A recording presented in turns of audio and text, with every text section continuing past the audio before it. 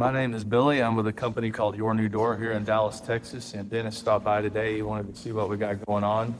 This is our manufacturing facility where we make all the custom doors and all these really neat projects for homeowners around Dallas. 15,000 square feet here, 12 on the other side we were just at. Yeah, we're building out our showroom and moving the paint department over to 12,000 square feet across the street. And we're just trying to grow our little empire here. For the last 15 years. Yep, about 15 years. It's been about 12 or 13 of those just flopping around not knowing what I was doing. And you've acquired several companies. Yeah, we've acquired one for sure, and we're working on a couple more. And you've publicly stated that by 2027 you want to hit 30 million? At least. Now, why is it that you occupy this niche of replacement doors when you have Helen Anderson in windows? There's not anyone else really doing what you're doing.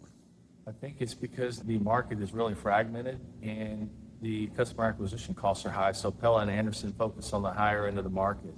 The low end of the market, there's really no customer acquisition costs at all if you want to go after a transactional customer, but that's a race to the bottom, and I don't like to run that fast.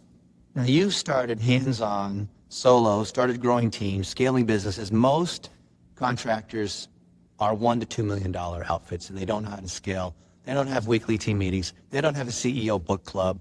They don't understand how do you find and hire and maintain and keep the best people. What's your advice to these guys that want to be able to grow to like you or grow to become a Tommy or other folks? There's no limit to how far you can go or how far you can grow if you do not care who gets the credit. I do not care who gets the credit. I do not need the credit. I want to hire people smarter than me. I want people, think of it this way. We do a leadership book club here, and a lot of the people that have come to work here in their 50s haven't read a book since high school. What about these 20 and 30-year-olds that come here, and we read 4 books this year, How to Win Friends and Influence People, the 21 Irrefutable Laws of Leadership. When those kids no longer work here, because at some point we all move on or whatever, and they go out to the market, and they're standing next to someone that's their peer in the same job in their next employment place, who do you think's going to stand above the other guy? The guy that's read these books or the guy that's had no training since high school? And that's important to me. I want to leave the world better than I found it. I want to make these people better than when they came here. And rising tide lifts all ships. And if they can win, we're all going to win.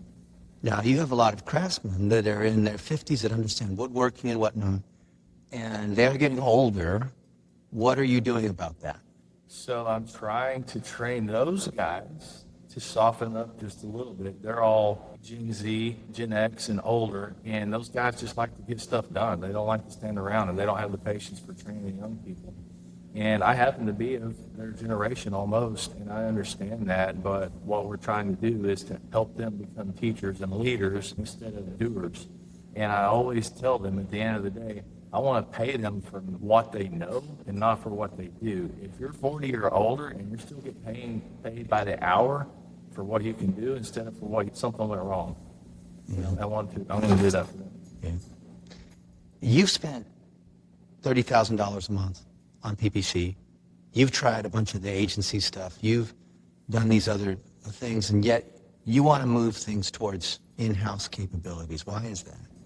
Just for control, to move quicker, to have instant access to the people I need to have.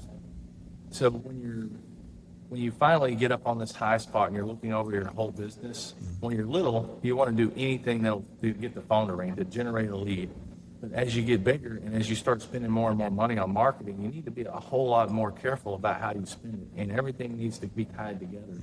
And it's really hard to have a congruent outlook and framework when you have adjacents that are doing a lot of the stuff for you without having them in-house. And everybody, you start with a framework and then a strategy and a plan, and then you go out and do it. And it's really hard to get that if you're not handling it all in-house. Yeah.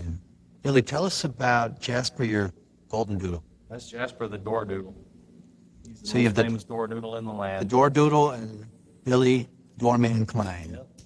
Go follow him, come out to Dallas, drive by the new showroom, check it out. Yeah, love to have you out. Come by and we'll give you a shop tour.